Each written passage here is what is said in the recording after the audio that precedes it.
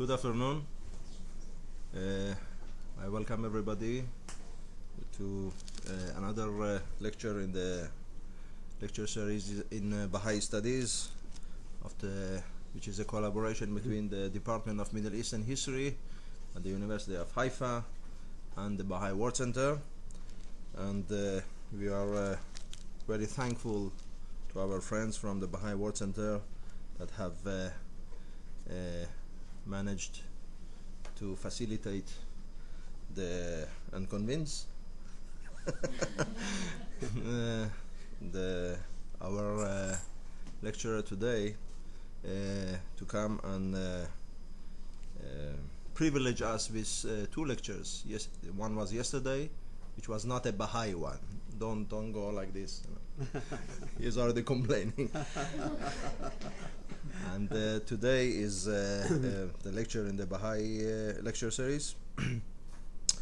And we welcome you again, Dr. Moayyad, to our center and university and city and country. You don't come so often. I introduced already yesterday Dr. Moayyad, and I will give a shorter account today, and I will distribute again to those who haven't seen his works that I found in the library, which are these three, and yet another one, new one, that Dr. Moayyad has given as a gift yesterday. And thank you again. Dr. Heshmat Moayyad was born in Hamadan, Iran. He earned his BA in Persian and Arabic literature from the University of Tehran in 1949. He continued his education in Germany in Persian literature, Islamic studies, and German at the University of Frankfurt am Main, where he completed his PhD in 1958. He began his teaching career in Frankfurt and then moved to Istituto Universitario Orientale in Naples, Italy. In 1962, he came to the United States for the first time as a lecturer at Harvard University. He returned in 1966 with his family, assuming the position of assistant professor at the University of Chicago, where he established what would become a vibrant Persian studies program, and where he has held the position of professor of Persian language and literature in the Department of Near Eastern Languages and Civilization since 1974. Professor Moayyad's scholarly contributions on the literature, religion, and history of Iran include 10 books and 180 articles and reviews written in 4 languages. He has also edited and translated several collections of literary works into English and German, introducing to the West for the first time countless modern Persian writers, as you will see also from here. Professor Moayyad has served on the advisory board of the Encyclopedia Iranica, the Quarter di Chante, Iran Shenasi, the Journal of Baha'i Studies, and the Baha'i Encyclopedia Project. He was the book review editor of Iran Name and the Iran Shenasi from 1988 to the present day. He has been a visiting professor at the UCLA and at the Harvard Summer School, as well as the University of Damascus. I'm sure some of us would love to hear of your connections to Damascus for gathering material from them. Today's lecture of Dr. Moayyad is Persian Baha'i Poets and Poetry, a general overview. Please. Thank you very much for the generous introduction, Professor Shahbat. I will try to cut short my presentation the moment you knock on the text. But it's not easy really, even though it's only an introduction to Persian Baha'i poetry. There are so many names, many books, many writings. If you take only the choices among them, even that will fill entire books.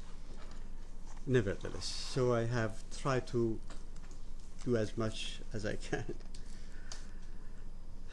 I read it in order to save time, because if you read, you speak freely, as you see now, you lose more time. Perhaps Persia has a long poetic tradition. And so it seems only natural that the Babis and Baha'is of Iran from the earliest days of the new revelation in the 1840s down to our time, have composed poetry, mainly in Persian, but to a minor degree in Turkish and Arabic as well.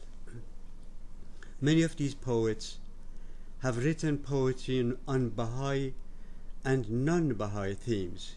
This paper concerns itself mostly with the large body of poetry that specifically and openly is related to the Baha'i faith. Persian poetry counts, again an introduction by way of introduction, counts among the world's finest and richest. Its beginnings date back to the mid-9th century AD, some 200 years after the conquest of Iran by the Muslim Arabs, which channeled the course of Persian history and civilization into a new direction. Fragments of new Persian poetry started to be committed to paper and thus passed on to posterity. Conventions of Arabic poetry had gradually taken deep roots in the minds of emerging Persian poets, leaving their mark on this newly born poetry, particularly in the formal aspects of its quantitative prosody, rhyme, patterns, and form. To the typically Arabic form of qasida, the long ode, qit'a, a fragmentary piece, and the lyrical ghazal, similar to the sonnet, the Persians added the forms of masnavi, suitable for long poems and epics, ruba'i, the quatrain, epigrams of moral and philosophical quality, and variety of other strophic verse forms. For over 1,000 years, the Persian poetic genius manifested itself in ever more elaborate rhetorical devices, subtle conceits, rich imagery, and elegant diction, whereas the form of qasida was used for panegyrical, elegiac, and didactic, religious, philosophical, and other topical subjects, the ghazal became the vehicle par excellence for lyrical expression. Countless lyrical poems were written in which more than often mystical contemplations veiled in allegorical garb replace worldly affairs. Persian national epic poetry and romances achieved world renown. The massive mystical Masnavi of Rumi, Jalaluddin Rumi, died in 1272, has been hailed as the compendium of Islamic religious thought and one of the world's most impressive works of mysticism. Modernistic poetry started only in 1921, when Nimayushij published the first Persian poem in a novel form and style. Received at first with skepticism and resistance, it eventually gained ground and attracted some of the most talented among the Persian poets of the younger generation. In light of these formal poetic traditions, a number of questions arise and have to be answered. What constitutes a Baha'i poem? What are the criteria for considering a poem a Baha'i poem? What special laws does it have to follow, and what limitations does it have to be considered with? Must it be in harmony with the Baha'i teachings? Must the poet himself or herself be a Baha'i? The last question can undoubtedly be answered in affirmative. There are numerous poets in Iran and other Persian-speaking places like India and Pakistan, and for that matter in other parts of the world as well today, who have in recent decades consciously or unconsciously written poems with themes containing major Baha'i thoughts and principles, just to name a few. Among them are unity among peoples of the world, freedom of thought and religion, tolerance, equality of the sexes, the mandate for education, particularly for women, the abolition of war, and the necessity of peace to promote the well-being of humanity, and so many others. These are all Baha'i principles. These principles have become common currency in our world today, but one has to look back and consider the time and place where they were proclaimed first, and remember the upheaval they provoked 160 years ago in Iran. These poets may be inspired by original Baha'i ideas, but clearly cannot be considered to be Baha'is in spite of the harmony between their poetry and the Baha'i teachings. An example in the category of poets is Alamtaj Qa'im Maqami, died in 1946. In her touching poems, she gives an account of the cruelties that women in Iran have endured for centuries, and chides her own husband for the evil treatment she herself suffers at his hand. As sympathetic as her poetry and that of others is, who in recent years have published their work in Baha'i journals, it cannot be called Baha'i poetry. On the other hand, there are the poets who are recognized as Baha'is and have included non-religious topics in their own poetry. A Baha'i poet, like any other non-Baha'i poet of Iran, is of course free to express his thoughts on subjects of his personal interest in poetic form, but cannot claim the poem to be a Baha'i poem. The following two examples are prominent Baha'i poets who perfectly fit the second category with two types of poetic output. Adib Beyzai wrote near to 20,000 distiches on subjects of common interest and only 1,000 on Baha'i topics. And Ghulam Reza Rouhani, who has to his credit a collection of very moving Baha'i poems, but also a large output of very popular satirical poems. His signature in his satirical poems was Ajenne. Therefore, two conditions have to be taken into account in classifying poetry as Baha'i poetry, namely, that the poet him or herself be a Baha'i, and secondly, that the subject matter be openly related to the Baha'i faith.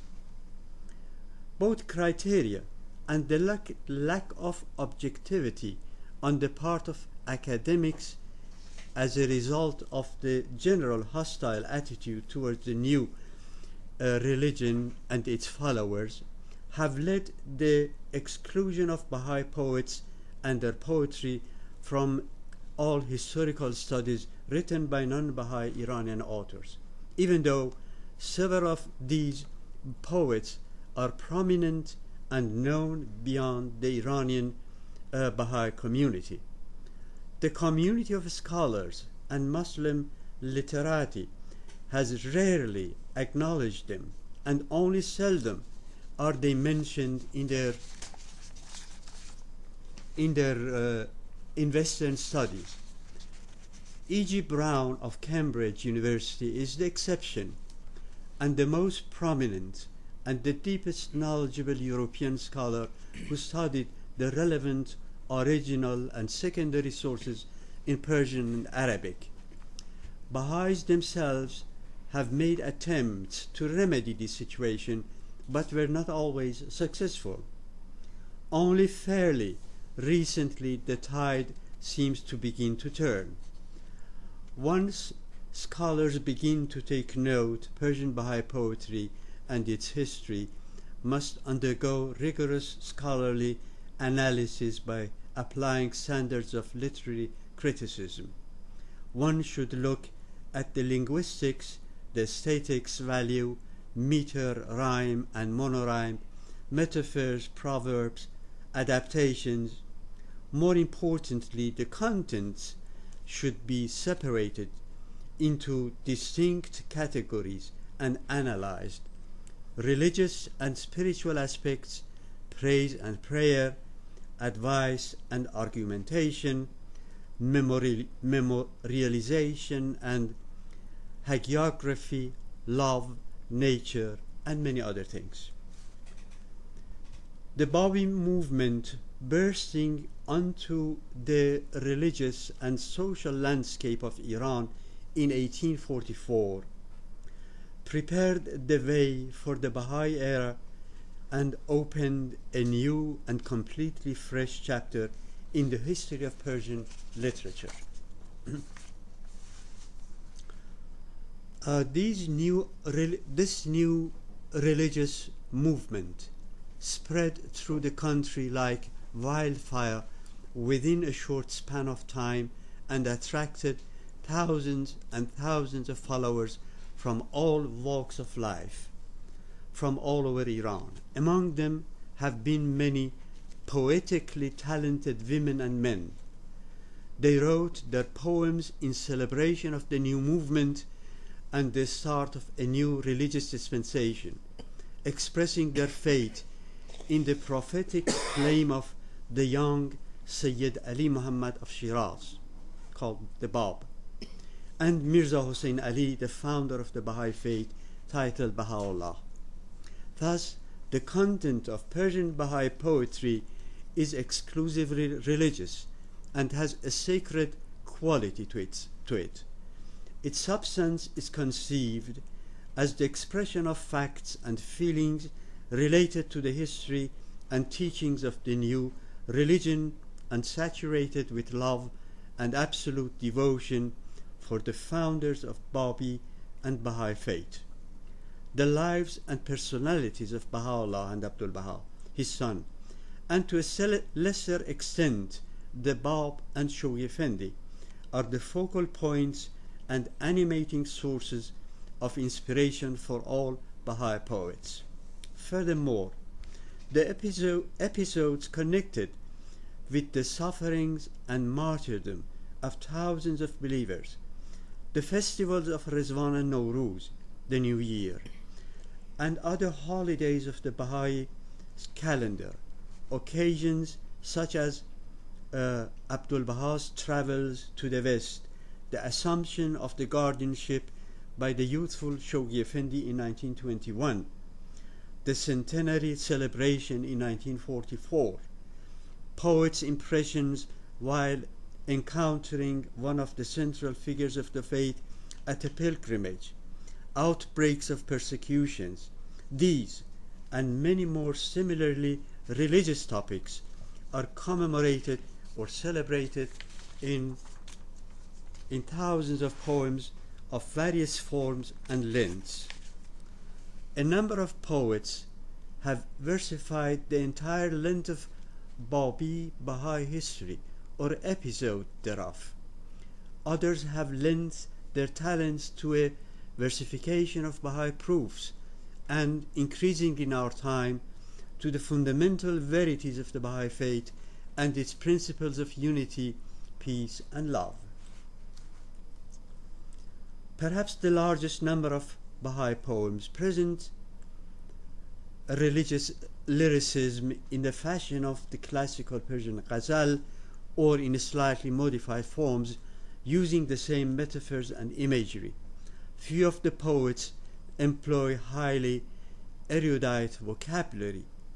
Usually exultant, the poet does sometimes sound grave, trying a better understanding the secrets of life, elaborating more profoundly on Baha'i proofs, indulging in metaphysical speculations, or expressing grief about unfathomable turns of fate and the vicissitude of his or her personal life. Another important subject of Baha'i poetry is the polemical argumentation in an orthodox fashion based on past scriptures, but also on logical premises and rational conclusions, although few poets are profoundly equipped with the knowledge of Islamic philosophy and its terminology. Humorous pieces and parodies, I think I mentioned earlier, are not missing altogether. Up to this date, only a few well-known collections of Baha'i poems and occasionally some small samples have been printed somewhere. Among them are the poems of Naim Sedehi, Andalib Lahijani, Muhammad Ali Salmani, Azizullah Misbah, Natiq Ardestani, Ghulam Riza Ruhani, and more recently the poems of the martyred Vargha, and of course of Tahir Qurratul Ain. Baha'is have mentioned or recited others here and there in gathering and Baha'i celebrations. Some texts appropriate for festive and joyous gatherings as well as for depressive and tragic moments in Baha'i history have been set to music and have become quite popular in Baha'i circles. Some of the learned poets composed poetry in Arabic as well and the Baha'is of Azerbaijan wrote occasionally in Turkish. While the central themes of Baha'i poetry are new, the structure and form of the poems during the first century and during many years afterwards adhere to the traditional classical standards of Persian poetry. Modern forms of poetry took much longer to penetrate and be accepted in Baha'i poetry than in the non-Baha'i poetry. There is one fundamental difference between the two categories of poetry besides the actual subject matter. The Baha'i poetry, unlike in the non-Baha'i models, there is no ambiguity about the poet's object of adoration. Transparency and openness leave no possibility for guesswork, suspicion, or conflicting interpretations. By contrast, the greater part of non-Baha'i poetry lacks explicit clarity, particularly the lyrical poems. The reader is often puzzled when trying to decipher the true meaning of the words, where, for instance, the poet is talking about God, an earthly lover, or a ruling prince. The ambiguity then begs the question what the intent and purpose of the poet really was.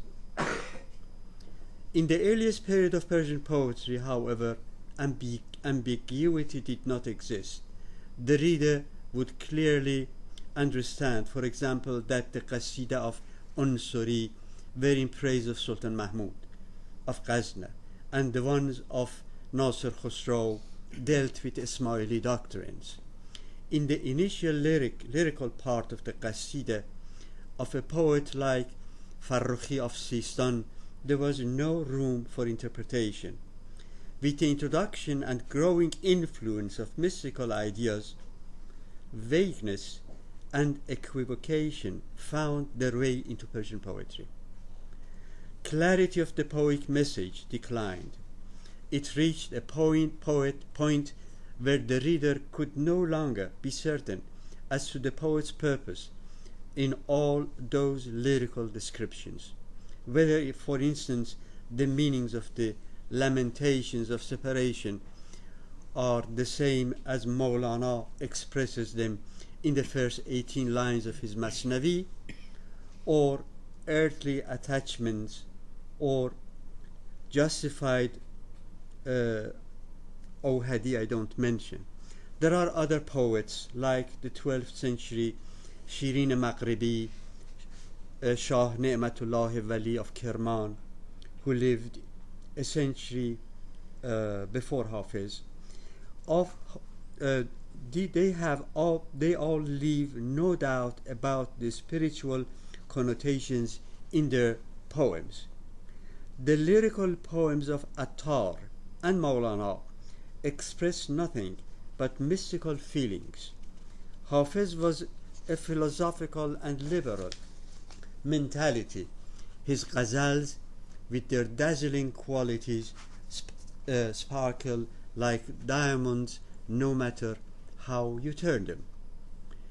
In the history of Persian Baha'i poetry, we owe special thanks to Ni'matullah Zukai Beyzai. In his biographical dictionary of Babi Baha'i poets, Tazkirat al-Shu'ara, Qarn Awwal Baha'i, he offers in 4 published volumes the names, short biographies, and selected poems of 134 poets. Another 60 to 70 poets are presented in volumes 5 and 6 and wait publication. He rescued from extinction the names of many of those early 1st century Baha'i poets, saved their life stories and some poems, and prepared the ground for future researchers for in-depth literary analysis.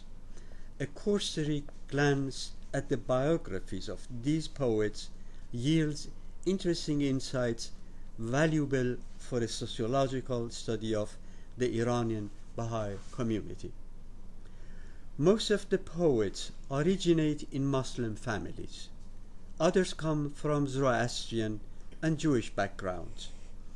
Among them we find highly educated and erudite as well as simple and even illiterate individuals. Some belong to the highest ranking class of princes, ministers, and leading clerics. Others come from the humble origin of the oppressed and the poor. The majority comes from the middle class. Women are represented with 18 names, roughly 14%, a remarkably high number when you consider the status of women in 19th and early 20th century Iran.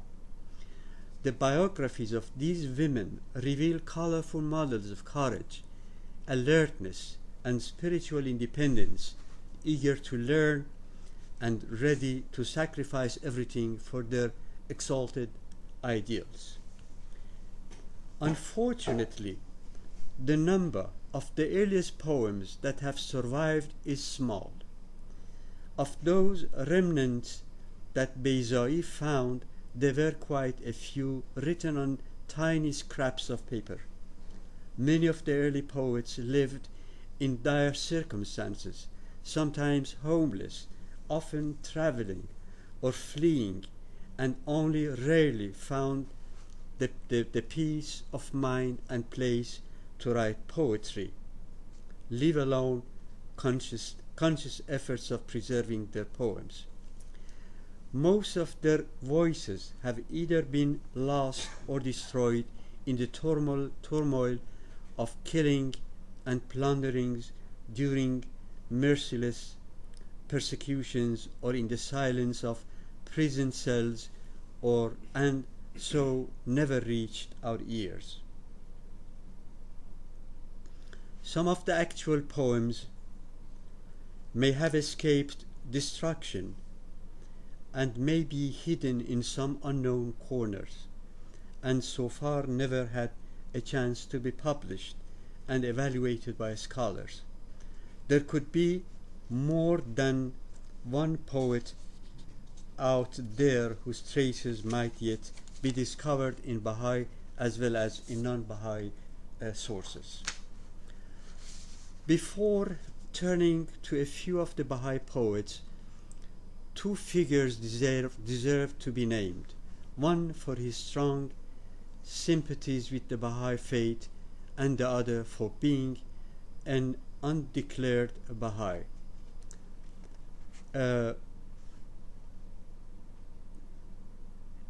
Muhammad Taghi Fasihul Mulk, known as Shuride, who died in 1926, is hailed as one of the greatest neoclassicists of Persian poetry. His contacts with the Baha'i faith are not known. Known, however, are two masterful threnodies he wrote, one on the passing of the eminent Baha'i scholar Abul Fazail in 1914, and the other on the passing of Abdul Baha in 1921. The second figure, Prince Abul Hassan Mirza, also called Sheikh al-Rais, with the sobriquet Hayrat, born 1848 and died in 1918, was a grandson of Fatali Shah. Without losing fully his royal privileges, he turned to religious sciences and literature and grew to become one of Iran's prominent scholars. He developed a growing interest in the Baha'i faith, received a tablet from Baha'u'llah, and later visited Abdul Baha in Haifa. He was a powerful speaker and enjoyed great respect and popularity. His sermons were mixed with political allusions and veiled references to the Baha'i faith. One collection of his poems, Muntakhab al-Nafis, has been published in Bombay in 1894, but only a few of his Baha'i poems are known. The history of the Baha'i poetry actually begins with the illustrious Qurratul Ain, solace of the eyes, or Tahire the pure, a woman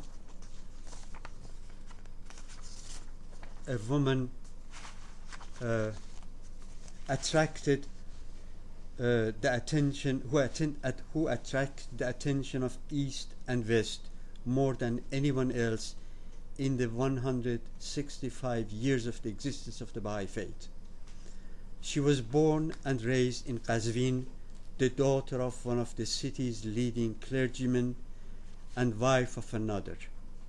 Tahir recognized the station of the Bab even before he declared himself, and disregarding the hostile attitude of her entire clan, unhesitatingly submitted to his prophecies, claim she was one of the so-called one and the only woman of the first 18 believers known in Baha'i history as the letters of the living, 18.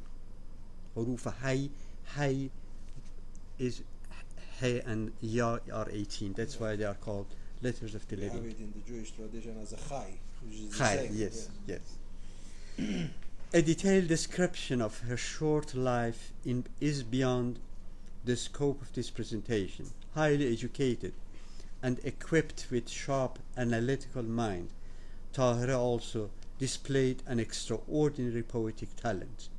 Looking at her passionately heroic life, it is truly a miracle that some of her poems have survived at all.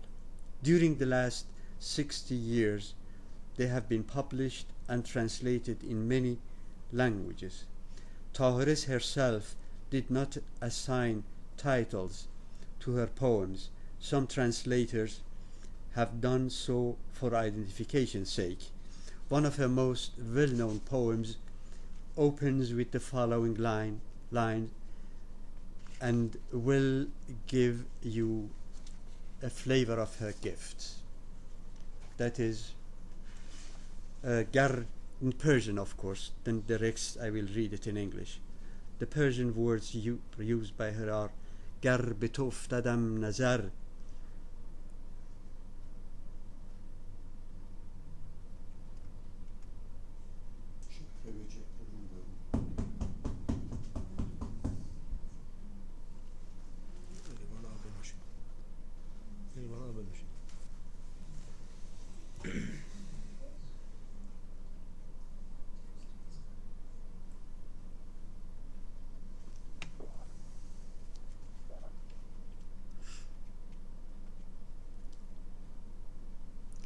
گر به تو افتدم نظر چهره به چهره رو به رو.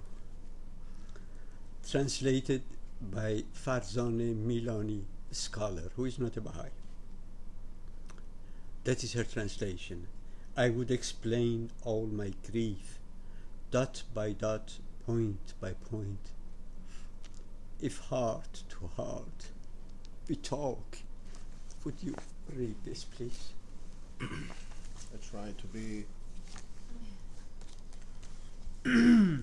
I would explain all my grief, dot by dot, point by point. If heart to heart we talk, and face to face we meet. To catch a glimpse of thee, I am wandering like a breeze, from house to house, door to door, place to place, street to street. In separation from thee, the blood of my heart gushes out of my eyes.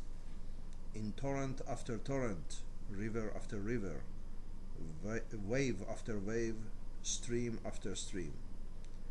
This afflicted heart of mine has woven your love to the stuff of life, strand by strand, thread to thread.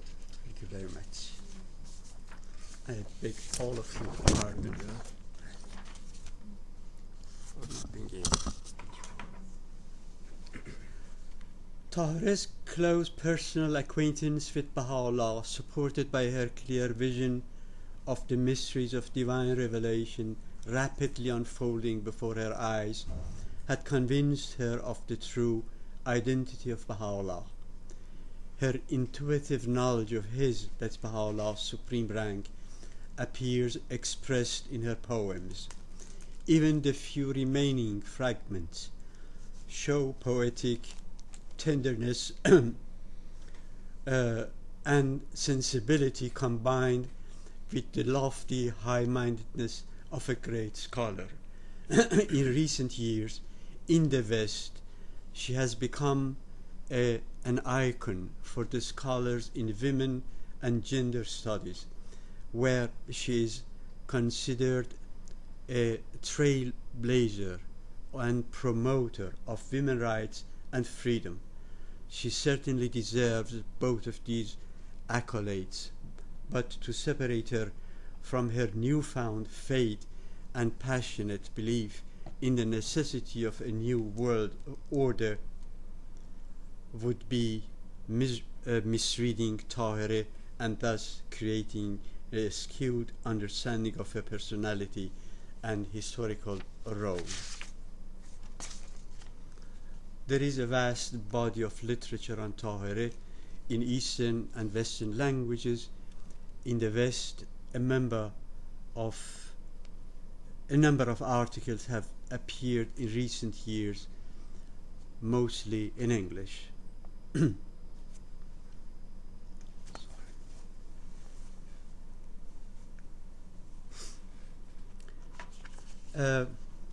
Qawqa of Qazvin, this is another poet, is one of those last poets whose name surfaced in the Bahá'í dictionary, but of whom not a single line survived. Can a person who wrote only a few scattered lines, or two, or just three, or so ruba'is, quatrains, really be called a poet? In the literary tradition of Iran, all such individuals have indeed been called poets. In the well-known dictionary of poets, beginning with Lubab al-Albab down to Majma' al-Fusaha of Reza Ghali Khan Hidayat, 19th century scholar, we find the names of hundreds of poets of whom no one has heard or seen one line anywhere. Dr. Khayyam Poor, a modern professor at the University of Tabriz, I don't know whether he still lives, Dr. Khayyam Poor, using old sources, has collected the names of roughly 13,000 poets, whereas Dr. Safa, the historian of Persian literature, in his multi-volume work, The History of Persian Literature, has listed the names of only 400 poets, roughly 3% of the number that appeared in Khayyampour sources. In the following, I will offer the names and a few introductory notes of just a few of the Baha'i poets. Khadijeh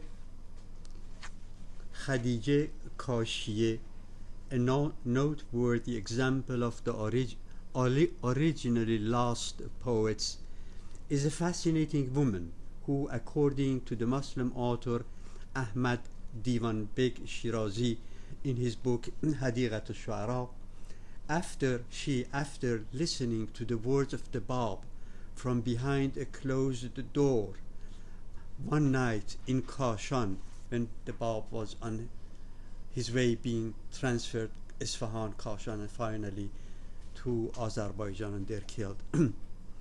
After listening to the words of the Bab from behind a closed door one night in Kashan, suddenly rushed into the room and threw herself unveiled at the feet of the Bab and wept. This event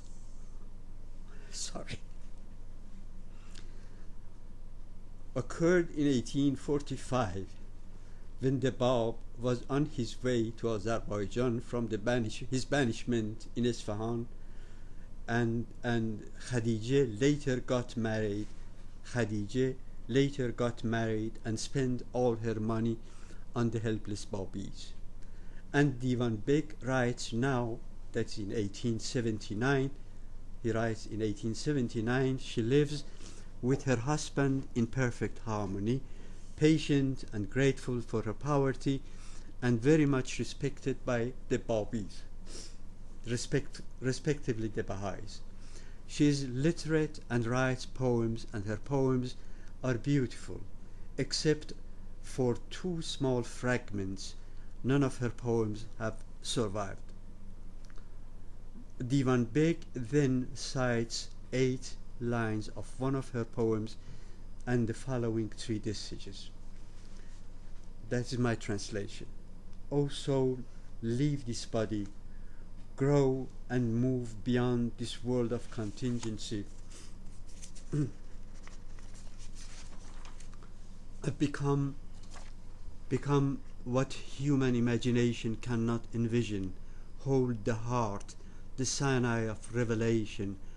God, go and become a Moses. Leave behind we and I, and look into your being. Go and be the servant of an ant, and then become a Solomon. In order to save time, I escaped a number of them. I see that you have marked already. Yes.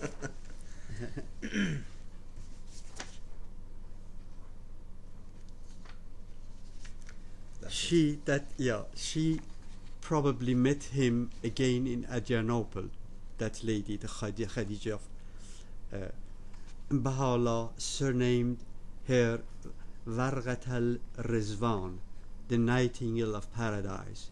In Tehran, she and Maryam, the favorite cousin of Baha'u'llah, were each other's confidants. From Fitne, an incomplete autobiographical poem of 589 couplets exists, but only half of them have been published by Bayzai.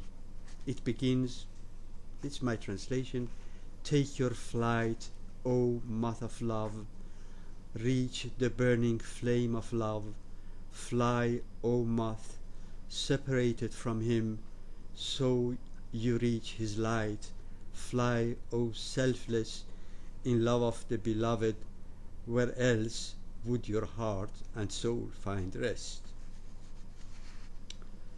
The next name is Makhmure of Najafabad. She became a Baha'i at the age of 70 when the famous American Lady Martha Root visited Najafabad in 1929, Makhmoure was almost 100 years old, and since she was not able to leave the house, Marterut went to visit her. To Makhmoure, Marterut was a messenger from her beloved Shoghi Effendi, the guardian of the Baha'i faith, and she wrote some extremely moving lines.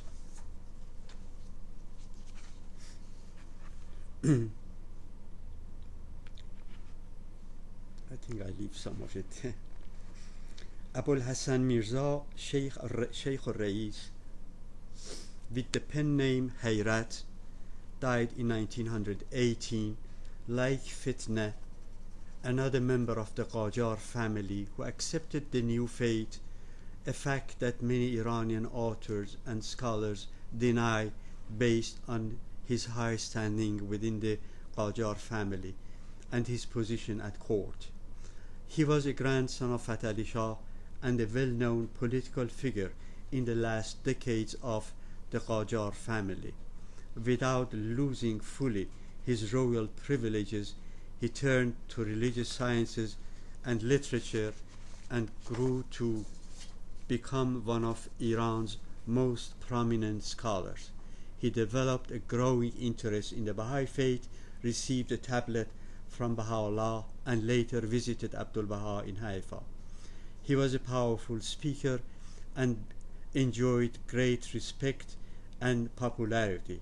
His sermons were mixed with political allusions and veiled references to the Baha'i faith.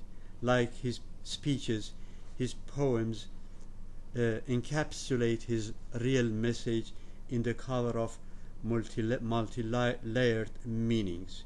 Nevertheless, one of his poems, with his characteristic guise, eloquently expresses his belief in the Baha'i religion. It is a qasida with the monorhyme, walk and watch, tamashi kun, tamasha kun. In the qasida, he openly praises Abdul Baha. That's my translation again. The king whose crown comes from him whom God intended, after the ancient beauty is king of the world. Since he is Abdul Baha, he is the Lord of the world today. The concept of high, the row of imagination too short. Precious is his being after the passing of Baha. Baha's face is the sun and his is the moon. Our trust is in the greatest branch. He has the majesty of a mountain. His enemy is just the blade of a straw. One collection of his non-Baha'i poems called Muntakhab-e-Nafis was published in Bombay in 1894, but only a few of his Baha'i poems are known. Mustafa Baban Beg Sanandaji, surnamed Majzub, from the Kurdish Baban tribe of Sulaymaniye, who appears in Nabil's narrative, deserves mention because he is the dervish who met Baha'u'llah already in Mazandaran, that is, even before Baha'u'llah had declared himself to be Baha'u'llah, while he, Baha'u'llah, was riding his horse. Being asked by Baha'u'llah what he was doing, the dervish answered, I am engaging in eating God, I am cooking God, and I am burning him. Baha'u'llah was pleased with him and his simplicity of heart. Bayza'i's research revealed that the dervish had followed the trace of Baha'u'llah in Iraq and Iran. Additional information was found 100 years later by Mr. Abdul Hussein Imani in Sulaymaniye, where Baha'u'llah and the dervish had met again. The dervish, believing erroneously that Baha'u'llah was on his way to Tehran, and in the hope of seeing him again, traveled to Tehran, where he was associated with some of well-known poets like Qa'ani. He died in Tehran around 1855. He composed love poems in 3 languages, Persian, Arabic, and Turkish. A strophic poem of his with over 100 lines has survived.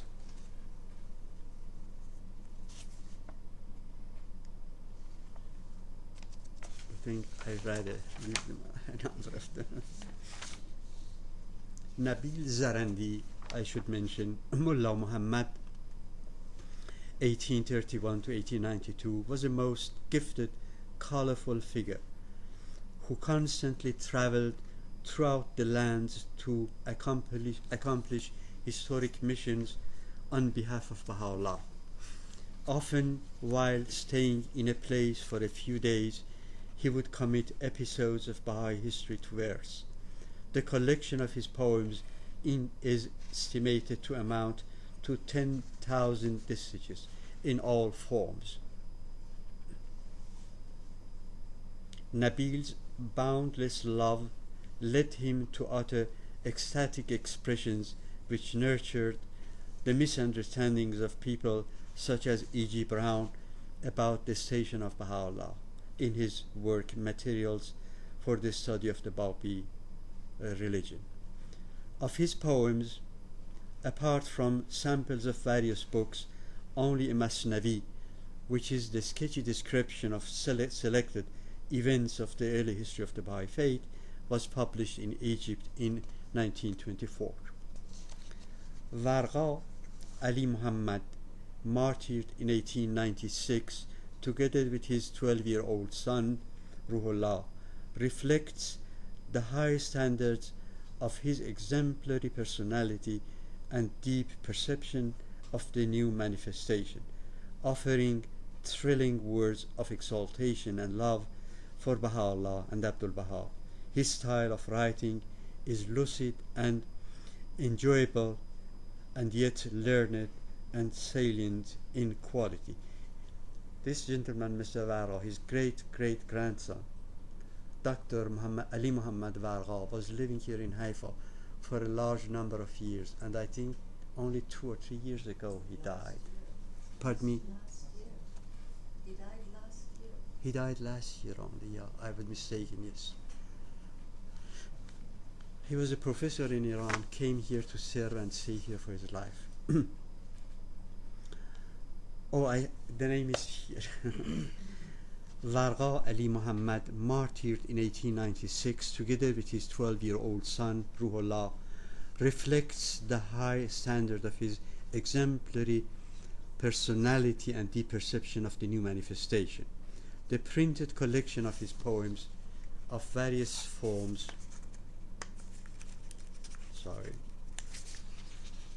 length and forms, ghazal, qaside, and strophic verse, offers between 6,000 to 7,000 lines. Ruhullah had also shown the signs of sprouting poetic gifts, the boy of 9. Andalib, Ali Ashraf being his name, Andalib his poetic title, was a prominent scholar, distinguished teacher, and an eloquent poet. After accepting the Baha'i faith in his native city of Lahijan, near the Caspian Sea, he spent about 2 years in prison. Following his incarceration, he traveled to Qazvin, Yazd, and Shiraz, staying a few years or months in each of these places teaching the Baha'i faith. He was a powerful debater. Examples of his reasoning are recorded by E.G. Browne, who reportedly met and argued with him in the city of Yazd. His divan of 9,000 couplets, printed in Tehran 1969, contains 340 skillfully crafted ghazals, mostly written in prison, all of them voicing the passionate love of a caged nightingale, Andalib, for his beloved and the yearning freedom. His quasi lullaby of 19 lines for the baby Shoghi Effendi written in 1897, is touching and testifies to his vision of the future rank that infant was destined to assume 24 years later. Every line ends with the usual refrain of, excuse me please, lullaby. Can you read this, please?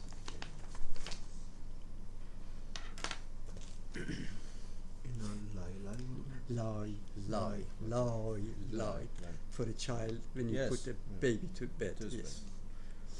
Shining moon, lie, my spirit, my soul, lie, peace of my soul, lie, sweet of tongue, you are a wave of the sea of grace, offspring of the Lord of existence, shining candle in the assembly of the visible world, lie, in the garden of love, you are the rose of truth, in the sky of the highness, oh shining star, lie.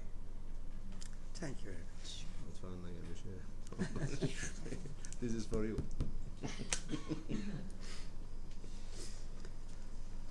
Nayyar, with the first name Mahmoud, who died in 1909, and his brother Sina Ismail died in 1918.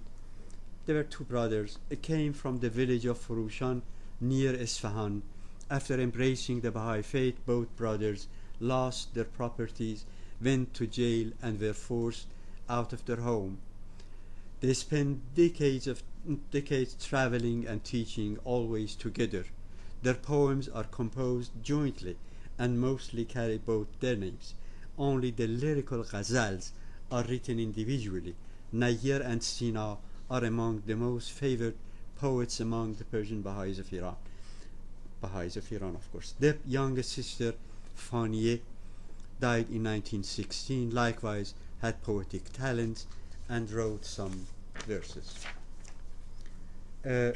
Naim Sedehi, Muhammad was his first name, died in 1916, was the most committed and popular one of the Persian poets during the ministry of Abdul Baha. The grace and facility of his language, completely void of inflated rhetoric and verbosity, plus the well-organized and carefully executed design of his poetry, make Naim peerless among Baha'i poets. Just that. He came from a simple peasant stock in the village of Furushan near Isfahan, where he enjoyed only a minimal degree of scholarly training, and yet he rose to be counted among the most distinguished scholars of the Baha'i community. His poetic work, Gulzar-e-Naim, is divided into two parts of 150 and 120 stanzas that deal with spiritual and speculative topics respectively. Each stanza offers a different proof or thought in 9 couplets, packed with allusions to sacred texts and religious history. In charming style, notwithstanding the constant allusions,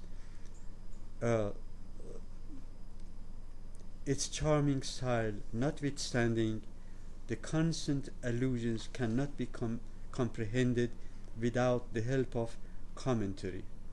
The late scholar of Iran, Eshraq Khavari, wrote a detailed commentary to Naim's poems in several volumes.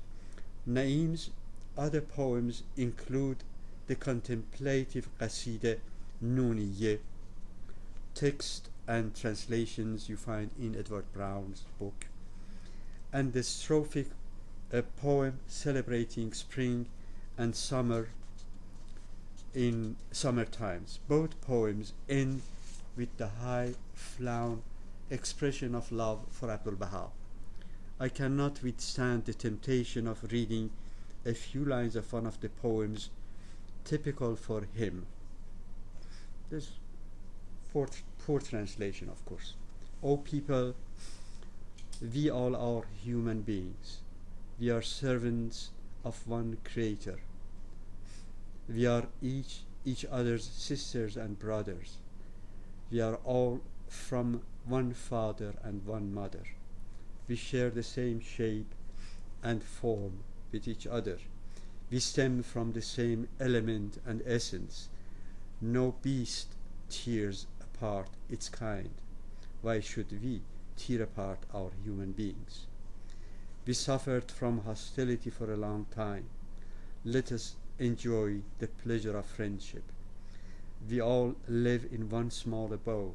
Why should we be each other's enemies? We know we are the fruits of one tree.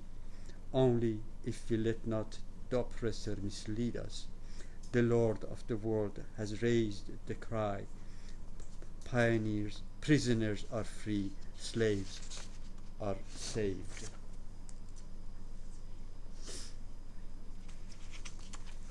Just a few more. Lagha'i Mirza Mashallah of Kashan, who died in 1928, owned a drugstore and would occasionally try his talent.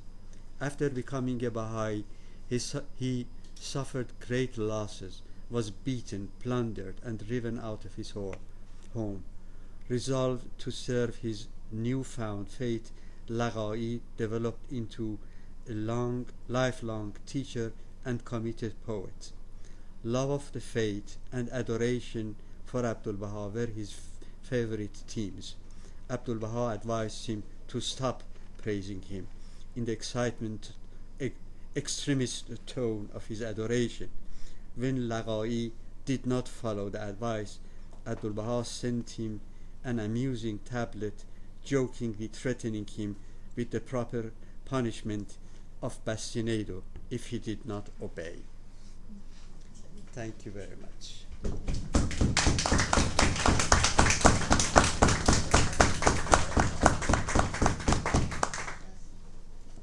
Thank you very much, Dr. Moayyad. I'm sorry. Personally, I have to say that thank you for allowing me to read these beautiful poems, and I would like the reference for Farzaneh Milani's translation of Tahira's. Yes. It's a beautiful song, I think. It's a beautiful poem. Questions, please.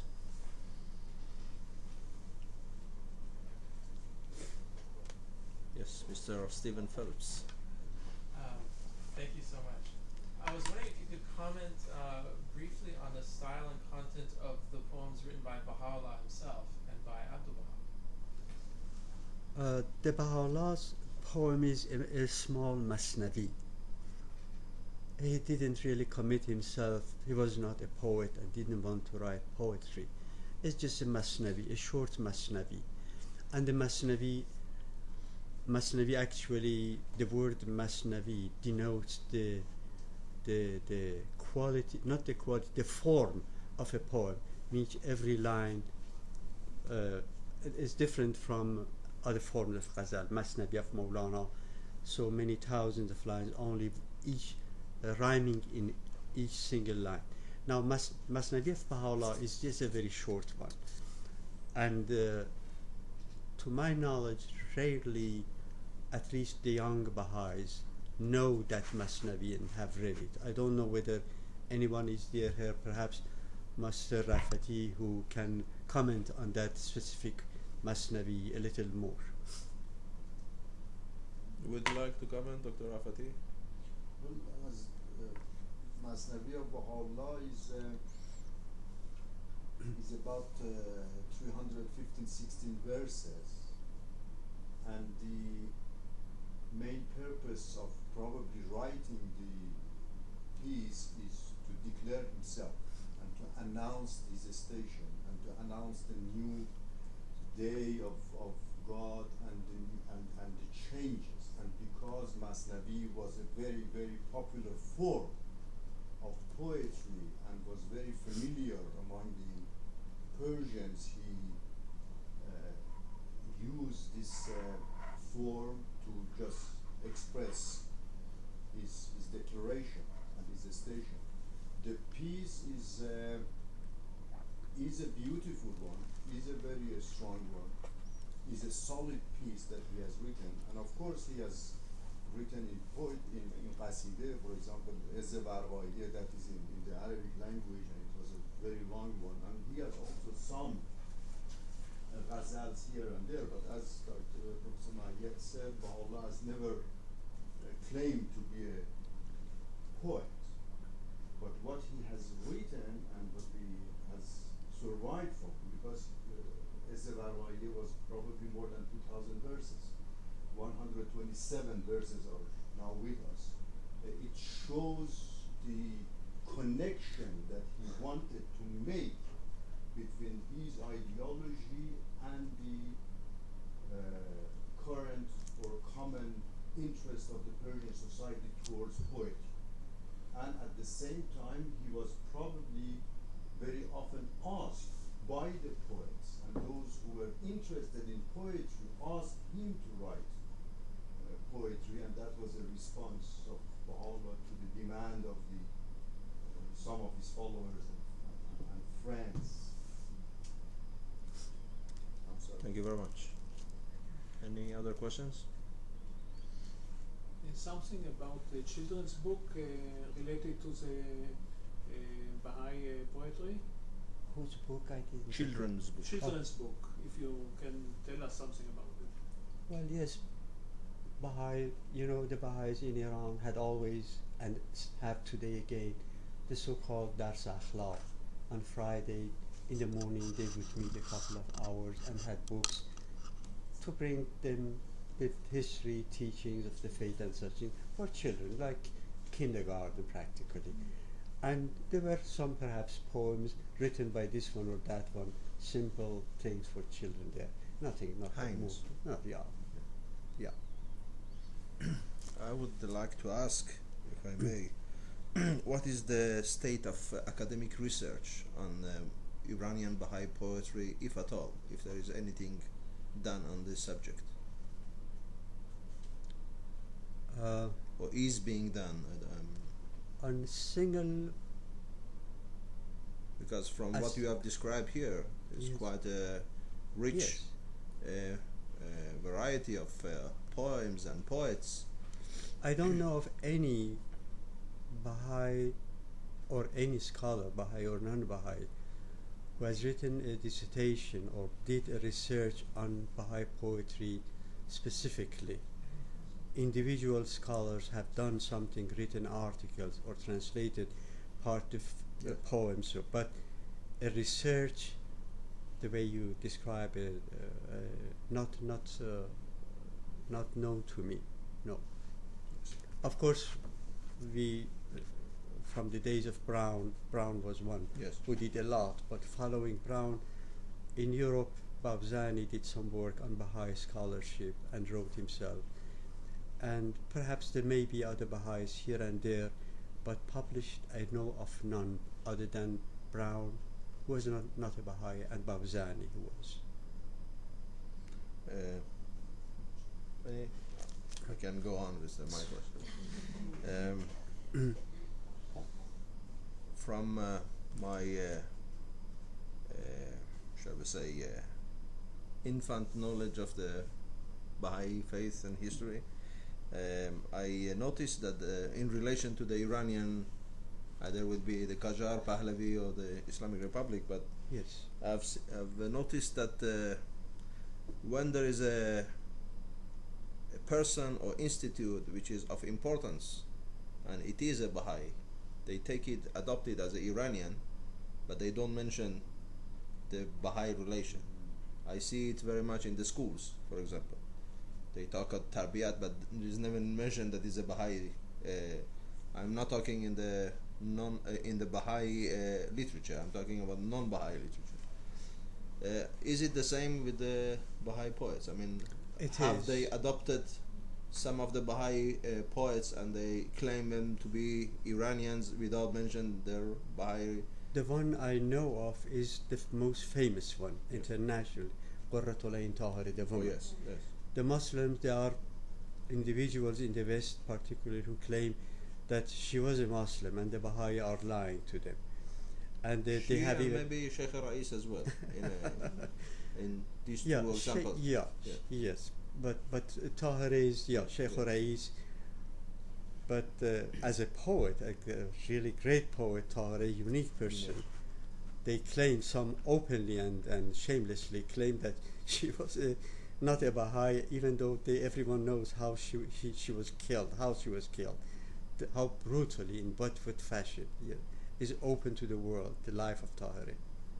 But some believe she was not sage in order to come with lies against the Baha'is. Yeah. Well, we must say that it's not an Iranian thing because, for example, the Turks claimed Rumi to be a Turkish and not Iranian. And during my stay few years stay in London, I always noticed that working in the archives, whenever there was somebody of fame, and it wasn't English, they would say British. But then it was English, they would assess and stress the issue that it was an Englishman. May I add just yeah, sure. a few words? You know that writing books and articles against the Baha'is has been a fashion among the Muslims, particularly of Iran. Many books have been written. Mainly under the Islamic Republic is today, of course, a flood of publications. Yes. And even before that, there were many books, and some of those a few of them I know of, the name I know, had been Baha'i before, but withdrew from the Baha'i faith and started writing books against the Baha'is. One of them was the Ayati, the other one was Niku, and such individuals do exist. But among others than that, only those who claim Tahrir without saying that they are against the Baha'is, saying that the Baha'is have appropriated the great women of Iran for themselves. That's the only thing they have to say. And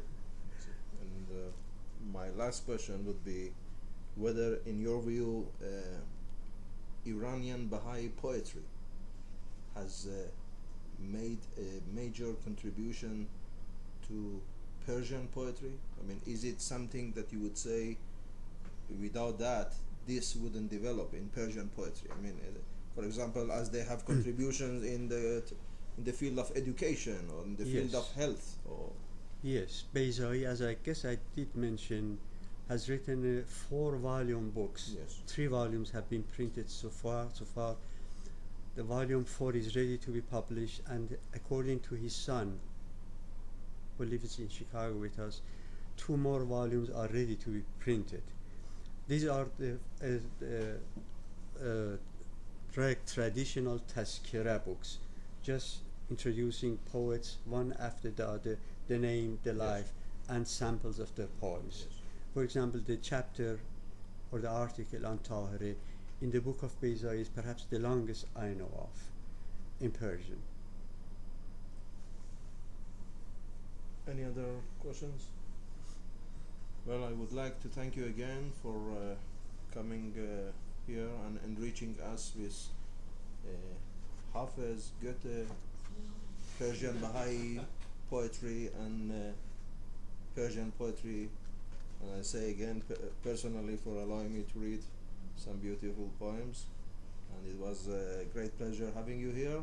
And we just only hope that you visit us again. Thank you very much. I have to thank you for tolerating me here, and August. Most enjoyable. Thank you.